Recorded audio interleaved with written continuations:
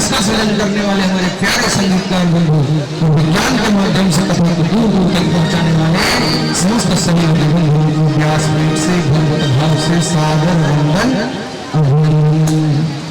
हरिशरणं हरिशरणं हरिशरणं हरिशरणं भक्तवान कल्पतरु शरणागत वत्सल भक्त वत्सल श्री राधा कृष्ण जी की महती कृपा और करुणा से मानव जीवन का परम लाभ सत्य समाज हम आप सबको श्रीमद् भागवत जी की दिव्य अमृतमयी रसमयी कथा के माध्यम से प्राप्त हो रहा है।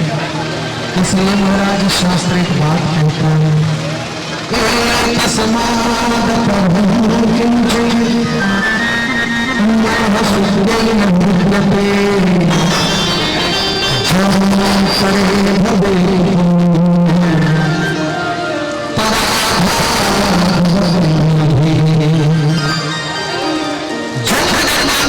पुण्य कर्म जब उदय होते हैं तब किसी जीव के जीवन में भगवान की मंगलमयी कथा प्रकट होती है। यानी अनंत जन्मों के पुण्य कर्मों के फल से किसी जीव को भगवान की कथा सुनने का अवसर मिलता है। इसलिए महाराज तुलसी बाबा ने लिख दिया क्या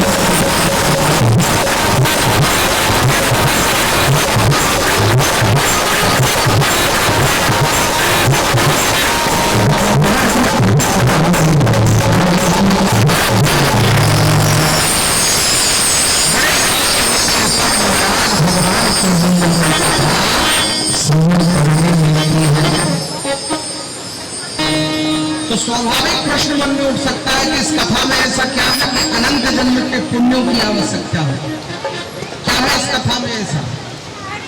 तो महाराज संतों से पूछा गया तो संतों ने कहा महाराज इस कथा में एक ही चीज है। क्या?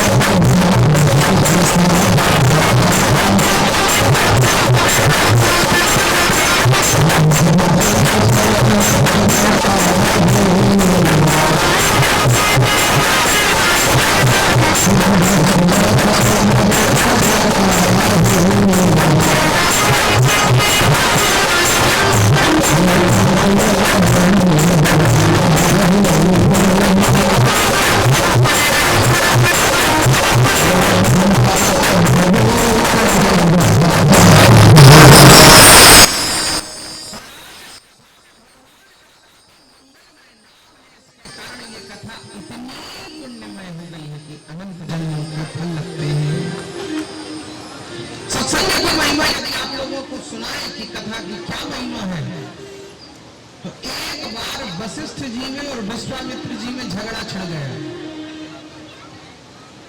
विश्वामित्र जी को तो जानते हो आप लोग और वशिष्ठ जी को भी जानते हो, दोनों राम जी के गुरु हैं। वशिष्ठ जी राम जी के कुल पुरोहित हैं और विश्वामित्र जी राम जी को मांग के ले गए, फिर सीता जी से विवाह करवाया और वापस लौटाए। इसलिए विश्वामित्र जी भी राम जी के गुरु हैं। दोनों में विवाद छिड़ गया। क्या विवाद छिड़ा? विश्वामित्र जी कहते हैं कि संसार में सबसे बड़ा साधन तप है, यानी तप से बड़ा कुछ नहीं है। और वशिष्ठ जी कहते हैं कि सबसे बड़ी है भगवान की कथा, यानी सत्संग। तो विश्वामित्र जी से पूछा कि तप बड़ा क्यों है? तो विश्वामित्र जी कहने लगे क्योंकि तप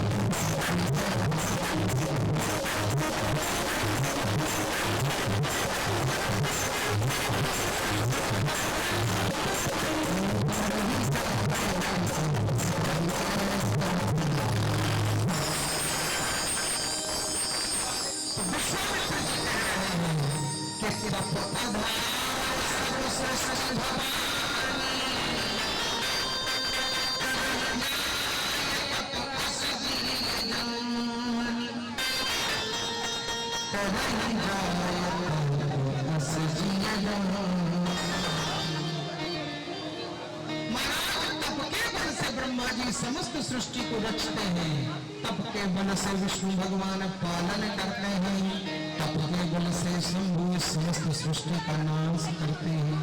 इसलिए संसार में सबसे बड़ा साधन क्या है? तप है। महाराज तप की बात करते हैं, विश्वामित्र जी से पूछा कि आप बताइए कथा की क्या महिमा है? तो कहने लगे अब हम कथा की महिमा सुनाते हैं। वशिष्ठ जी से पूछा तो कहा अब हम तप की महिमा, सत्संग की महिमा सुनाते हैं। क्या है कथा की महिमा? कहने लगे प्रभु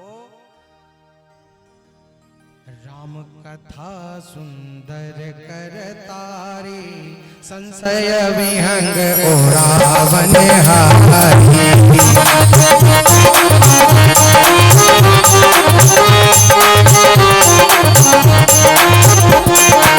राम कथा सुंदर करतारी, संशय विहंग ओ रावण हारी।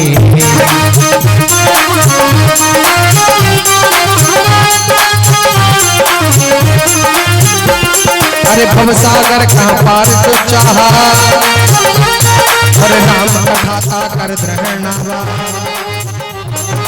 भवसागर कहाँ पार जो चाहा, और राम कथा था कर द्रहणावा। ओ भवसागर कहाँ पार जो चाहा, राम कथा था कर द्रहणावा।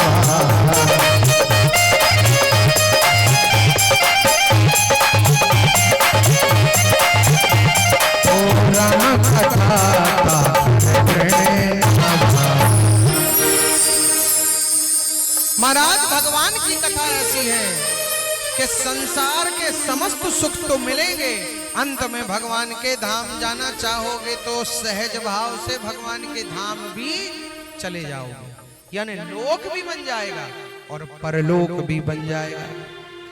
विश्वामित्र जी मानने को तैयार नहीं, तो दोनों ने सोचा कि अपना निर्णय किसी तीसरे से करवा ले। तो दोनों कहां पहुंचे? ब्रह्मा जी के पास।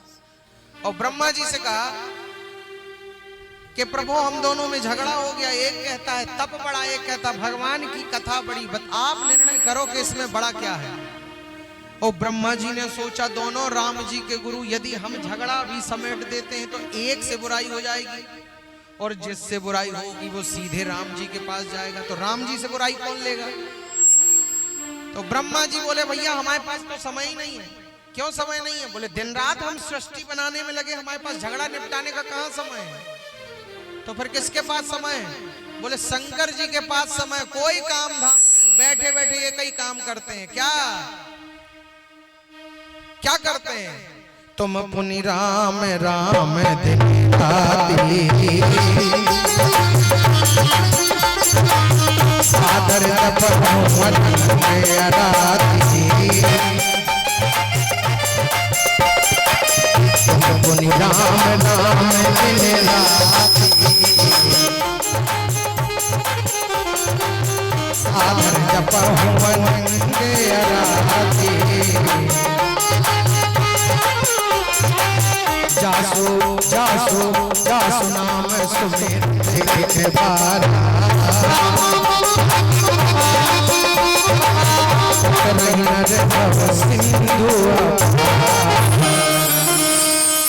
तो फुर्सत में एक ही आदमी है शिव जी, रात दिन बैठे राम राम करना। चलो उनके पास चल के झगड़ा निपटवा देते हैं। तो विश्वामित्र जी को और वशिष्ठ जी को कहां भेज दिया? शंकर जी के पास। और शंकर जी से जाके भी यही प्रश्न किया, महाराज तप बड़ा है कि कथा बड़ी है? शंकर जी ने कहा, सीधे हमारी अदालत में आए हो कि कहीं और भी किसी कोर्ट में गए थे? बोले हाँ, एक कोर्ट में और गए थे। बोले कहां? ब्रह्मा जी की। तो उनने क्या कहा? बोले हम व्यस्त हैं, इसलिए निर्णय नहीं दे सकते, शंकर जी की कोर्ट में चले जाओ। शंकर जी ने सोचा, जो सरस्वती के पति हैं वो कितने बुद्धिमान होंगे। सरस्वती बुद्धि की देवी और बुद्धि के देवी के पति ब्रह्मा जी, यदि उनने निर्णय नहीं किया, मतलब इस मामले में टांग डालने का काम नहीं है। तो शिव जी बोले भैया हमारे पास भी समय नहीं है। तो बोले आपके पास समय क्यों नहीं है? बोले क्योंकि आज हम पार्वती जी को घुमाने ले जा रहे हैं।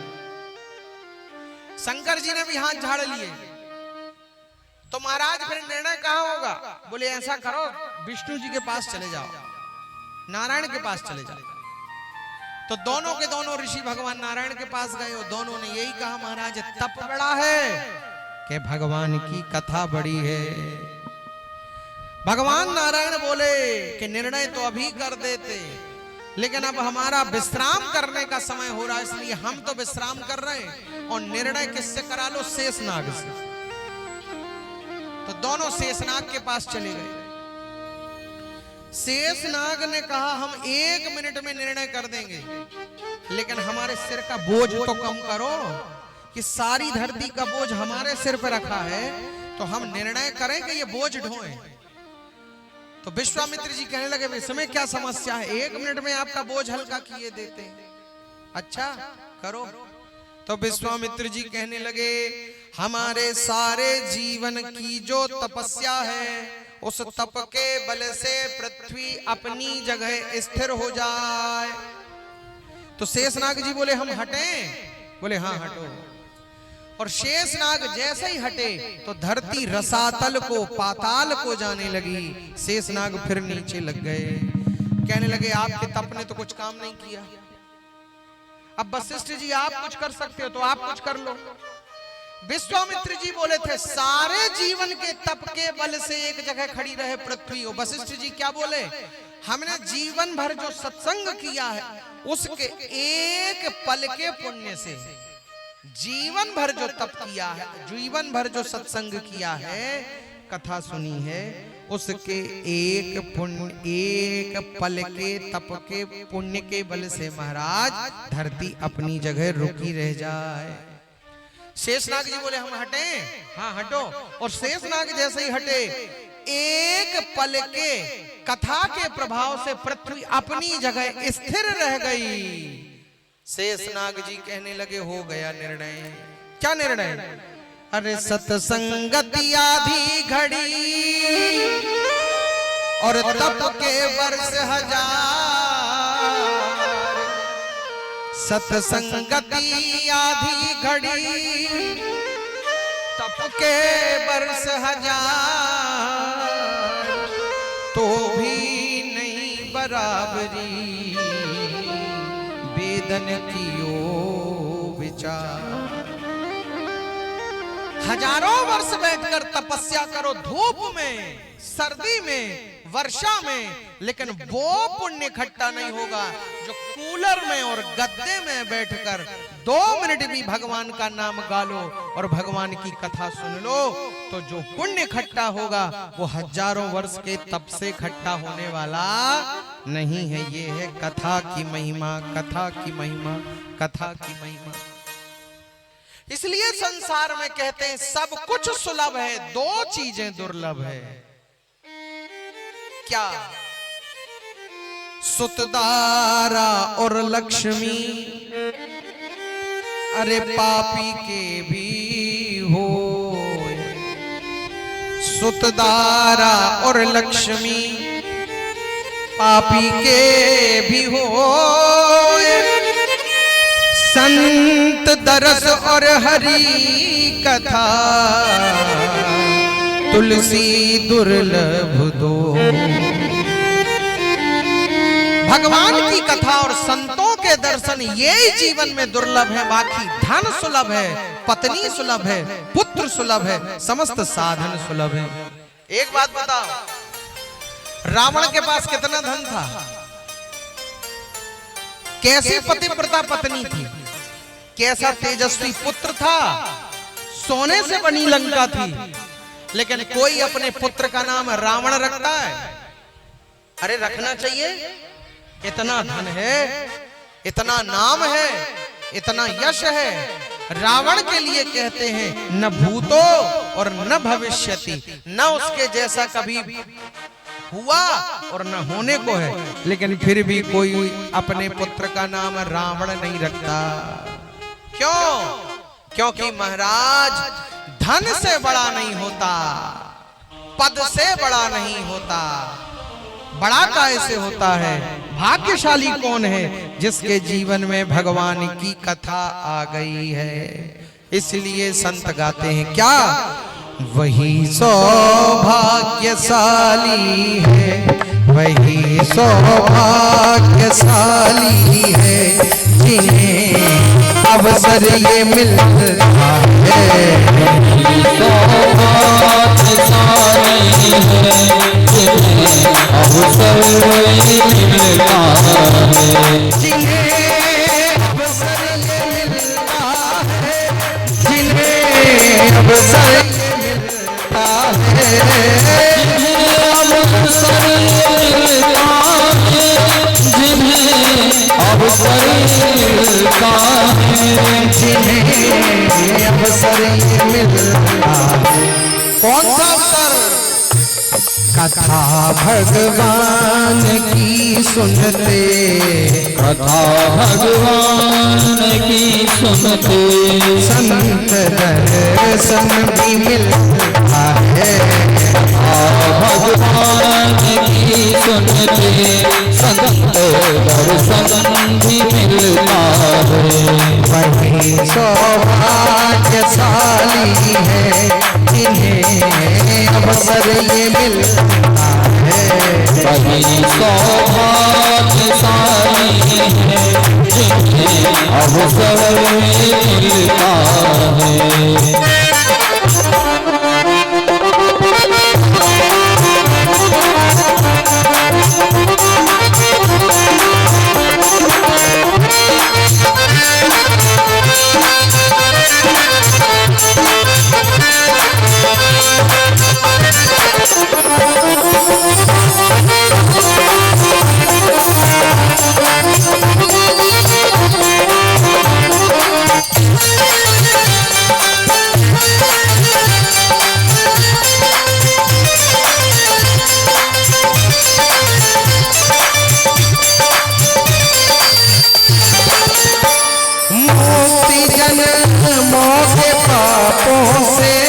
संत दर्शन से मिलती है।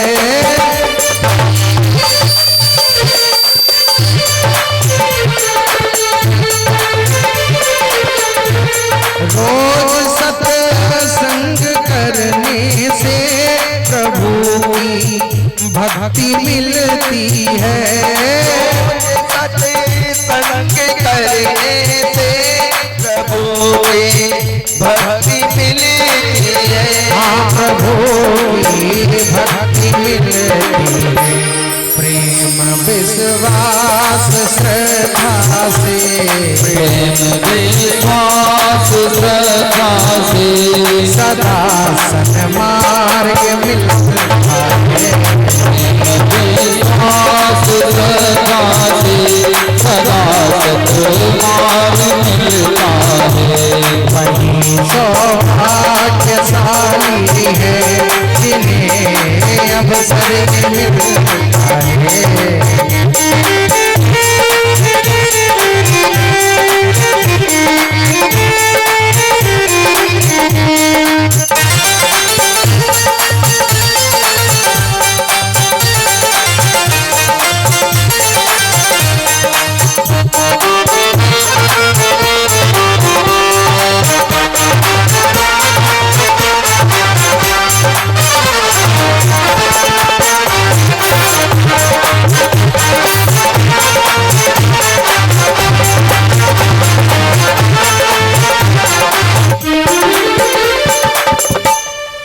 जीवन 4 दिन का है, एक प्रण ठान लेना तुम।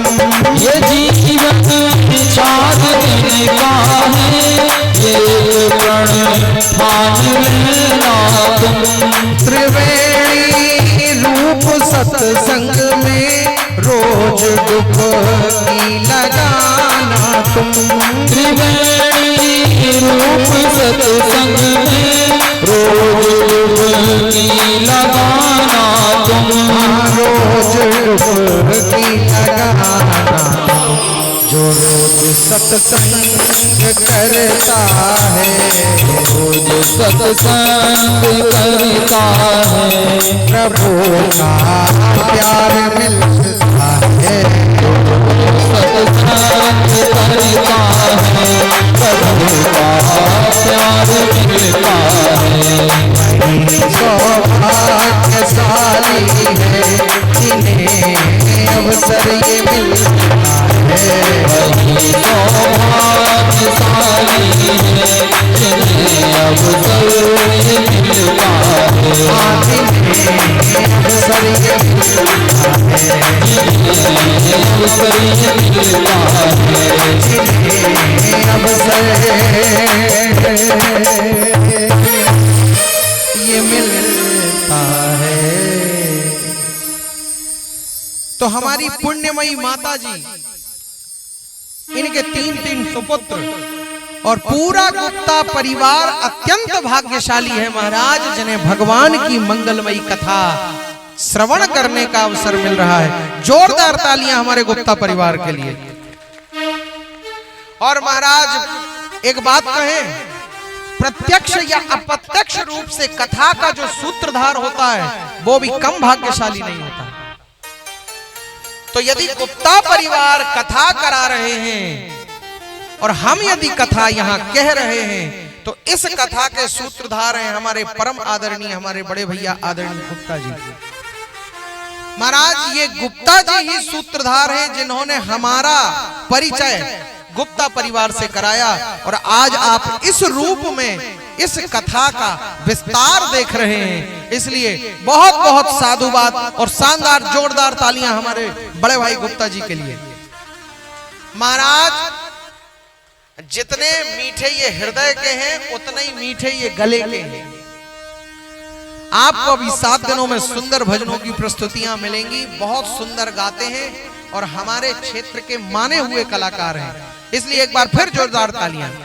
बोलिए भक्त वत्सल भगवान की जय।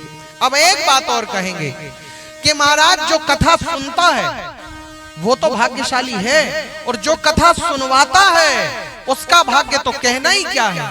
इसलिए जब कथा सुनने आए तो भगवान ने हमें 2 हाथ दिए, तो कम से कम एक भक्त को इस हाथ से पकड़ कर लाएं और एक भक्त को इस हाथ से पकड़ कर लाएं, और 10-20 को अपने मुंह से बोल दें महाराज, जितने आपके साथ आएंगे उनका 25% आपके पास, आपके पास, आपके पास। तो कथा सुनना और कथा सुनवाना, सुनने से ज्यादा महिमा सुनवाने की है। इसलिए महाराज आइए आपको कथा में प्रवेश कराएं। व्यास जी क्या कहते हैं, कथा की महिमा इतनी ज्यादा है, इसलिए व्यास जी ने सबसे पहले कथा का महत्व लिखा कि यदि महत्व पता चल जाए महाराज तो उस कार्य को करने का भाव बन जाता है। व्यास जी ने लिखा, सच्चिदानंद रूपाय विश्वोत्पत्त्यादि हेतवे तापत्रय विनाशाय श्री कृष्णाय वयं नुमः। महाराज सच्चिदानंद रूपाय, जो सत्यचित और आनंद स्वरूप है, विश्वोत्पत्त्यादि हेतवे, जो इस संसार को बनाता है, इसका पालन करता है और फिर इसको नष्ट कर देता है। तापत्रय विनाशाय, जिसकी शरण में जाने से तीनों प्रकार के ताप नष्ट हो जाते हैं। श्री कृष्णाय वयं नुमः, हम उनकी शरण में चले जो संसार को बनाते हैं, उन परम पिता की शरण में हम चले। तो महाराज आप लोग प्रश्न कर सकते हो कि जिस परमात्मा को हमने देखा नहीं, हम उसकी शरण में क्यों जाएं, क्या फायदा है? चलो आपको फायदा बताते हैं। द्रौपदी जी का नाम तो आप लोग जानते हो कि नहीं जानते? बोलो जल्दी। हाँ महाराज, द्रौपदी जी के कितने पति थे? 5, और पांचों के पांचों ऐसे कि युधिष्ठिर जी धर्म में ऐसे थे कि संसार में उनसे बड़ा धर्मात्मा उस समय पृथ्वी पे दूसरा नहीं था। फिर उनके दूसरे पति थे भीमसेन, उनके जैसा गदाधर उस समय धरती पर विश्व में ब्रह्मांड में दूसरा नहीं था।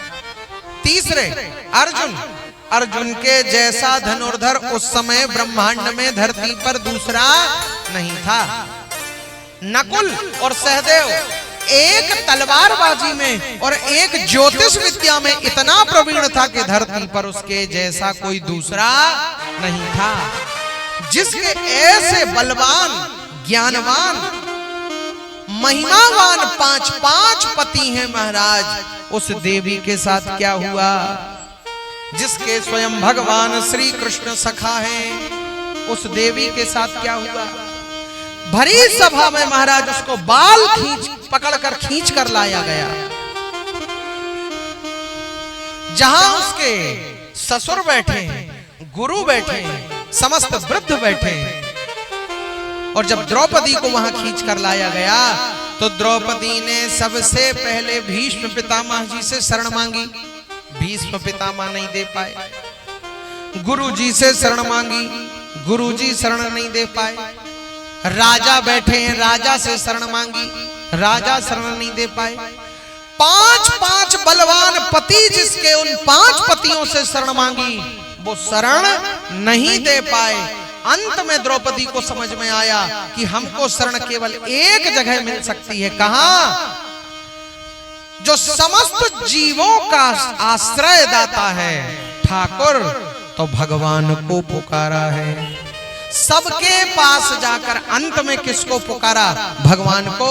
और भगवान कितने कृपालु बने के साड़ी बन गए और द्रौपदी की रक्षा करी है।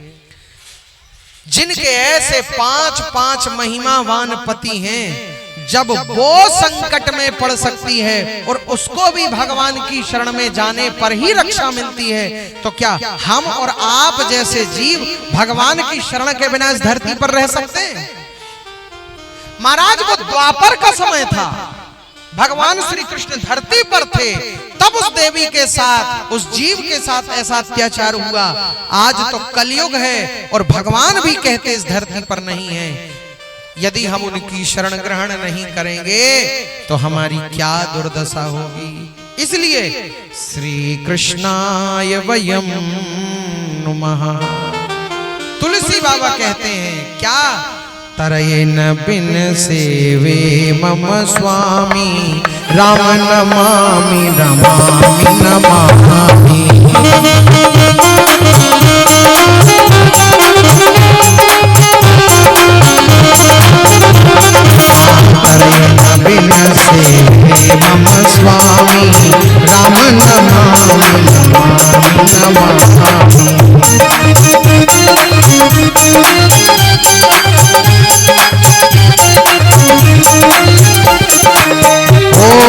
रैन बिन सेवे मम स्वामी राम नमामि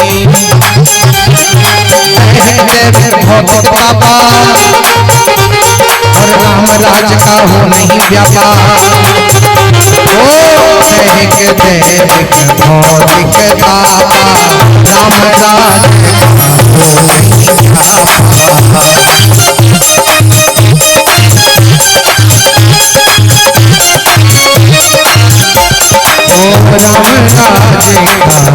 नहीं चाहा। तो व्यास जी कह रहे हैं कि हम भगवान की शरण में रहें, तो शरण में रहकर क्या करना पड़ेगा? संत कहते हैं सीताराम सीताराम सीताराम कहिए, जाहि विधि राखे राम ताहि विधि रहिए।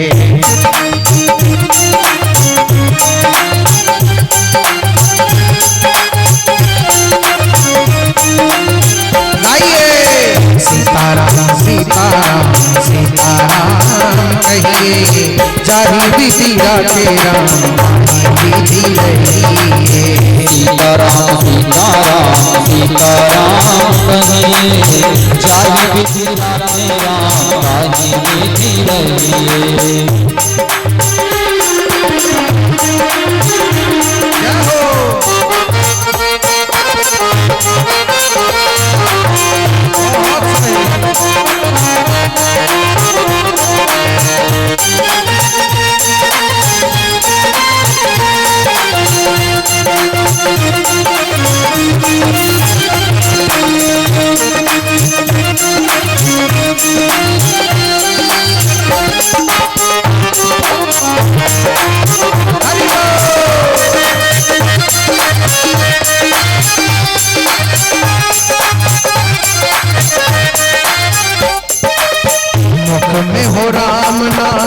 राम सेवा हाथ में हो राम नाम राम सेवा हाथ में, मुख में हो राम नाम राम सेवा हाथ में, मुख में हो राम नाम राम सेवा हाथ में। तू नहीं अकेला प्यारे राम तेरे साथ में, तू अकेला नहीं प्यारे राम तेरे साथ में। विधि का विधान जान हानि लाभ सही है, विधि का विधान जान हानि लाभ सही है। चाहे विधि राखे राम ताहि विधि रहिए।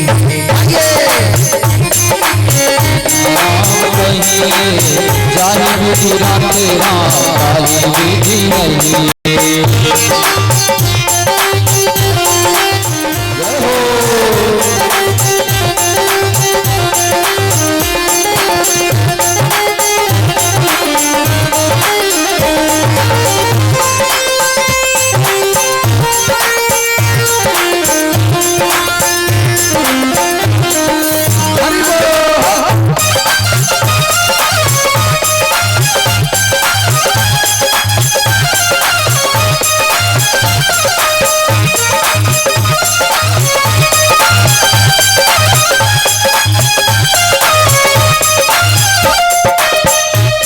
अभिमान तो फिर मान नहीं पाएगा, अभिमान तो फिर मान नहीं पाएगा, अभिमान तो फिर मान नहीं पाएगा, अभिमान तो फिर मान नहीं पाएगा।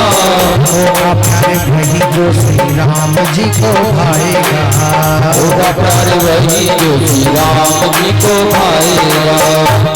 आशा त्याग शुभ काम करते रहिए, चाहे विधि राखे राम ताहि विधि रहिए। सीताराम सीताराम सीताराम कहिए, जाहि विधि राखे राम ताहि विधि रहिए।